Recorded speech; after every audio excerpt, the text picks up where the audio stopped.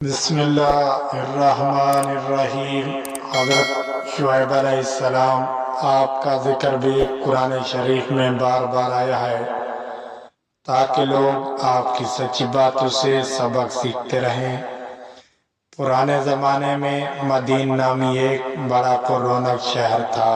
وہاں کے لوگ خوب مالدار تھے، تجارت اور سوداگری ان کا پیشہ تھا، مگر وہ لوگ بتوں کی پوجا کرتے تھے، سودا بیچتے وقت کم تولا کرتے تھے اور اسی طرح کم نافع کرتے تھے۔ اللہ تعالیٰ نے حضرت شعیب علیہ السلام کو ان کے پاس نبی بنا کر بھیجا۔ حضرت شعیب علیہ السلام نے بڑی نرمی، عاجزی اور پیار سے ان لوگوں سے کہنا شروع کیا، اے لوگو، تم صرف ایک خدا کی عبادت کیا کرو، ناپ تول پوری دیا کرو، لوگوں کو ان کی چیزیں کم تول کر نہ دیا کرو، زمین میں فساد نہ پھیلایا کرو، اور تم سڑکوں پر اس غرض سے مت بیٹھو کہ اللہ تعالیٰ پر ایمان لانے والوں کو دھمکیاں دو اور اللہ کی راہ سے روکو، اور اس میں کچی کی تلاش میں لگے رہو۔ تم کتنے تھوڑے تھے، اللہ نے تم پر مہربانی کی، تم کو اولاد دی اور تم بہت ہو گئے۔ دیکھو، فساد کا نتیجہ ہمیشہ برا ہوتا ہے۔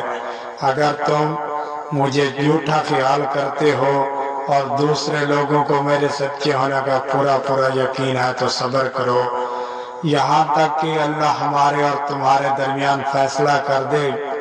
قوم کے دولت مند رئیس لوگ اس بار ہار کی نصیحت کو برداشت نہ کر سکے اور انہوں نے کہا، یہ کس طرح ہو سکتا ہے کہ ہم ان کو چھوڑ دیں جنہیں ہمارے باپ دادا پوجا کرتے تھے؟ مال ہمارا اپنا ہے اور اس کو ہم جس طرح چاہیں خرچ نہ کریں، اور وہ بھی صرف آپ کے کہنے پر، اور آپ ایسے سچے نیک کہاں سے بن گئے کہ آپ کی نماز ایسی ہی باتوں کا حکم دیتی ہے؟ آپ جھوٹے ہیں، آپ پر کسی نے جادو کر دیا ہے۔ اگر سچے ہو تو آسمان سے ہم پر پتھر برساؤ۔ اور ان کی قوم کے لوگوں نے کہا کہ اے شعیب، اس بات کا یقین کر لو کہ ہم تمہیں بھی اس بستی سے نکال دیں گے اور ان لوگوں کو بھی جو تم پر ایمان لائے ہیں، ورنہ ہمارے دین میں واپس آ جاؤ۔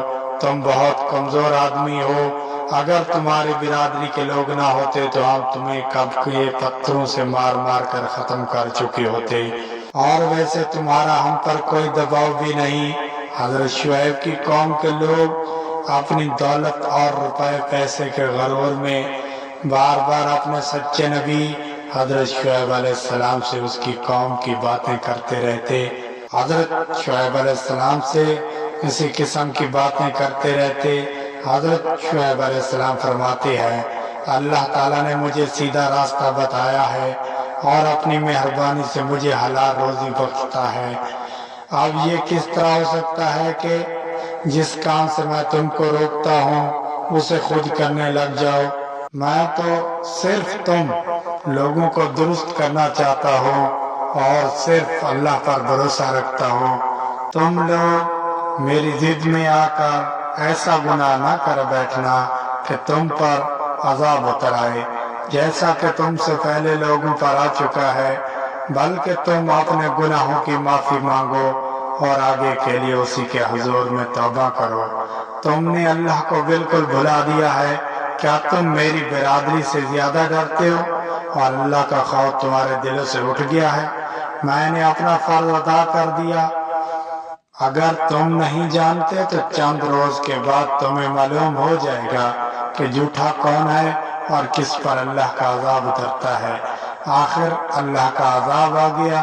حضرت شعیب علیہ السلام اور ایمان والے تو بچ گئے، اور جو لوگ اللہ کی نافرمانی کرتے تھے وہ اپنے گھروں میں بیٹھے کے بیٹھے رہ گئے اور ایسے برباد ہوئے کہ گویا ان مکانوں میں کبھی بسے ہی نہ تھے۔